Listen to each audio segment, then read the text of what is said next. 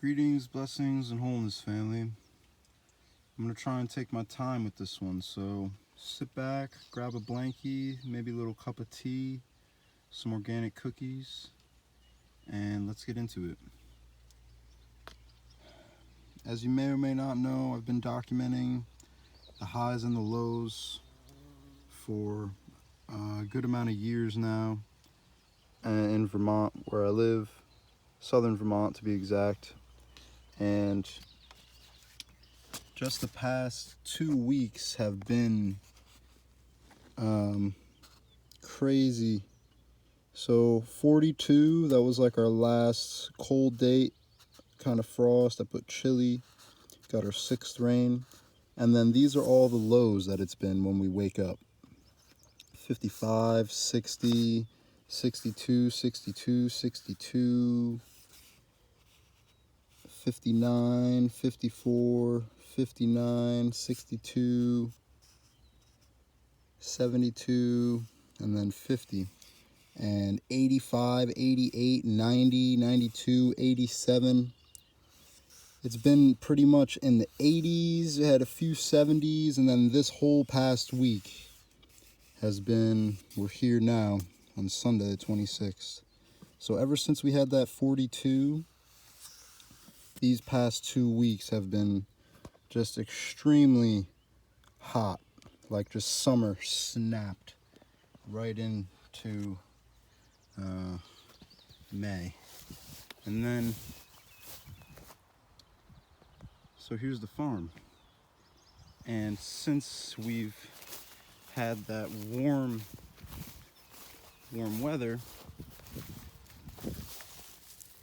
New England pie pumpkin seed germinating.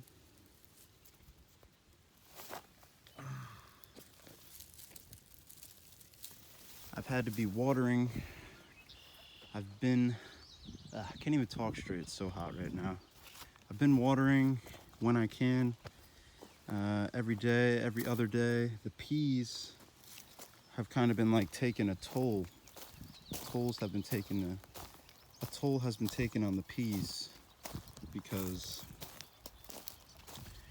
peas are a cool-loving spring crop, and they don't really like this extreme 80s and 90s. So it seems like no matter how much I water them, they're just burning up on the bottoms because these wood chips get really hot. So the heat going from the surface of the wood chips radiating towards the bottom of the peas is making them burn up. But I've been watering and doing the best that I can. These tomato transplants are doing the do. There's a whole bunch down this whole row. And again, I've been trying to water, but it seems like some of them aren't really being able to keep up. And I know there's a lot of weeds, but it'll look different at the end of the season. More tomato, more tomato, more tomato, more tomato, more tomato, more tomato. So we're finally supposed to get a substantial rain tonight, hopefully. And we haven't had one of those in probably, what does that calendar say we just looked at? It looked like 2 weeks we haven't had a rain. And that's probably the longest. We'll go look at it again before the video is over, but that's the longest that we haven't had a rain in a really long time. So milkweed, really good for the monarch butterflies. I'm not going to pull any of this. We want this to be a source of nectar flow for the monarch butterflies. And then we have more New England pie pumpkin seedlings coming up off of my own saved seed. There's a really bad glare, so I hope I'm doing good so you can see the seedlings coming up. And then I've actually got lettuce down this whole entire 80-foot row now. And then I replanted Swiss chard going down the whole outside. So there's Swiss chard planted 16 inches apart down this whole outer row, and then the whole inside is lettuce, Volcan, red oak leaf, dark Lola Rosa. This is the red oak leaf. This is the dark Lola Rosa, and this is the Volcan 3 very beautiful varieties of red lettuce, and this is coming up for the first harvest. Wednesday night for drop-off Thursday at the local health food store. And these Volcan, they just exploded. Like, they literally surpassed all the other lettuces, and they were planted later. They were planted way after those ones in that tunnel down there, and they're like basically caught up to them outside under no cover. So definitely going to be growing more of this variety. And then there's some more tomatoes in this open spot right here. These lettuce got planted on a flower day. I thought it was a leaf day, and then after I planted them, it turned out it was a flower day. So it's amazing to see how much smaller they are and take time to get going. Like, I think they're completely stunted. Like, they don't even want to put on any new growth. And then just lettuce. But that rain tonight should help. More beautiful lettuce going for the first harvest. Lettuce, Swiss chard. This kale, one of the only kales that survived that first planting, because I had originally planted this whole row to 100 to 150 kale, or 100 kale, and then these 2 rows for just this one row to 150 Swiss chard, and they all are 100 Swiss chard, and they all got eaten. All those kale and all those Swiss chard completely gone. So this is a whole, I've already tried planting these rows once, and now they're replanted again. This just all got new lettuce transplants, so that's why these are really small still, like those flower day ones. But these were planted on a leaf day, and they should be sprouting up nicely after we get this heavy rain. Garlic's looking good. A lot of the garlic is been getting eaten by slugs, and I've never seen this on my farm, but I did see this at a farm that I worked on, and I think it's just because it's too close to this river edge. It's just constantly wet and moist over here, so it provides a nice habitat for the slugs, and they eat the tops, and they go down the whole thing and leave like a, but it's only on some of them. So that's a observation that I could make another video on. Just kind of like how the slugs eat the green lettuce and not the red lettuce. They like some varieties of garlic than other varieties of garlic. And then this is the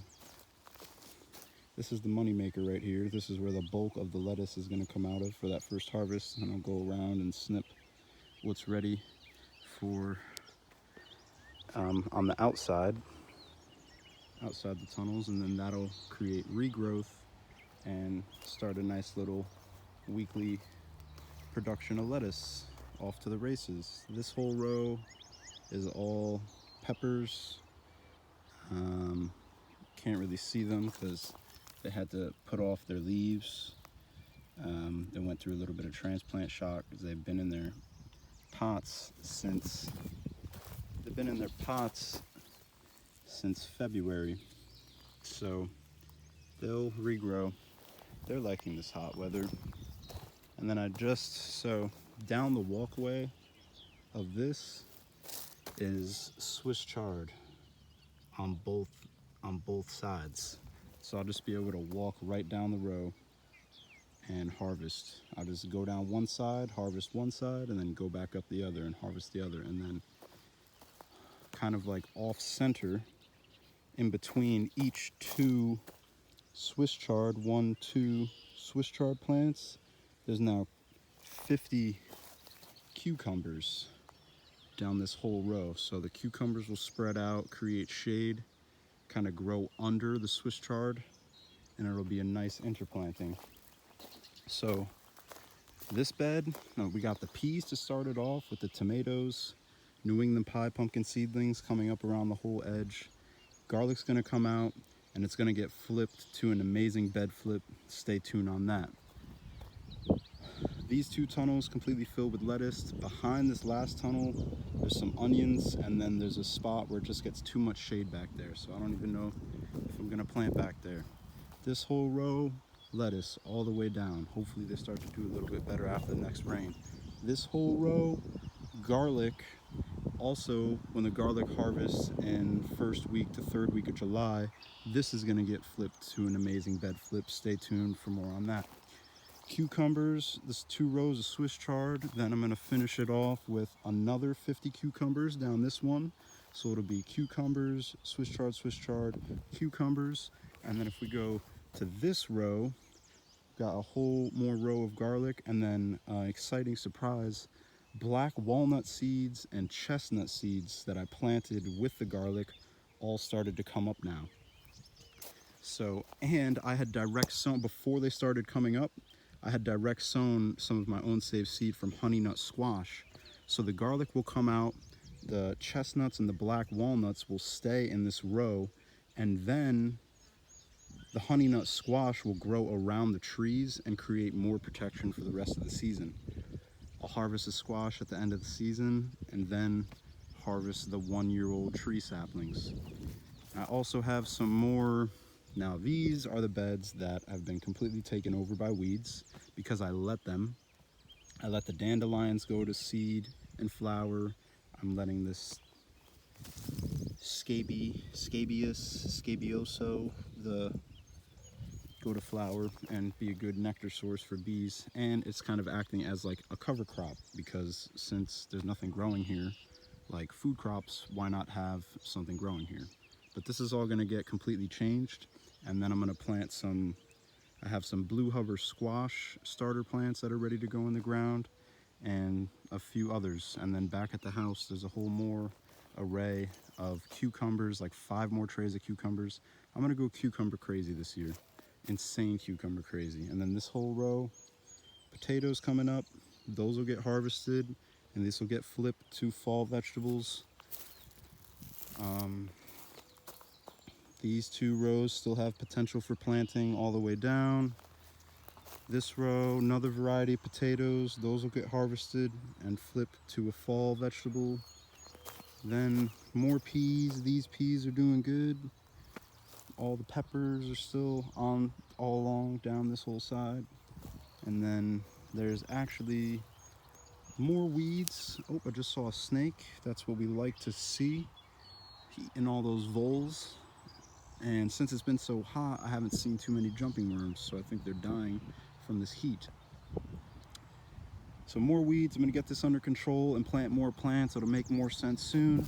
And then a 3rd variety of potatoes. Oh, and each bed of potatoes is also interplanted with garlic to help protect against voles. And then we have down these 2 rows, 60 chestnut trees that were offered up for free because a local association got way more than they had intended when they ordered, and they wanted to see them go to good places. So I planted 60 chestnut trees for 1 year, and then they can be transplanted to wherever and just become a part of the nursery stock, become a part of establishing food forests. I already got the black walnut seedlings that I'm growing, more chestnuts that I'm growing from seed, and then a whole 80-foot row of elderberry cuttings, also interplanted with garlic to help protect against just pests, or not pests, but rodents eating them. And then down this whole row is eggplant putting on a flower, you can see, but they're also going through transplant shock like the peppers. And then interplanted between eggplant is onions. So, and then this last row right here is my elderberries coming up from a cuttings that I rooted last year. And now they're gonna put on 8 feet of growth and berries this season, so we'll get a nice harvest.